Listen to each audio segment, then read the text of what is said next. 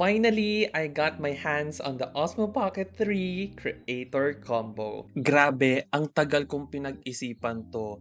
Worth it ba? Kailangan ko ba talaga yung Creator Combo? O sapat na yung standalone version? For the past 2 months, nag-research talaga ako. I even asked ChatGPT based sa pagkakakilala mo sa akin, ano bang bagay sa akin? At ang sagot niya, Osmo Pocket 3 Creator Combo. Bakit? Kasi mas wak siya sa vlogging style ko. Kung active vlogger ka, mahilig sa biking, diving, baka mas okay ang 360 camera. Pero ako, since I would consider myself as a city vlogger, food vlogger, or lifestyle vlogger, so mas perfect tong Pocket 3. Pero kahit decided na ako, sobrang hirap maghanap ng stock. I check Robinson, Silicon Valley, even One Ayala, wala lahat. Pero feeling ko, meant to be to.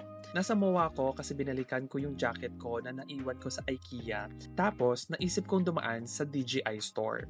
Pagdating ko, tinanong ko kung may stock. And guess what? Meron. So guys, kung may questions kayo about the DJI Osmo Pocket 3, let me know. I'll be sharing my journey kung sulit ba talaga siya at kung ano ang honest feedback ko. Follow along and comment down below.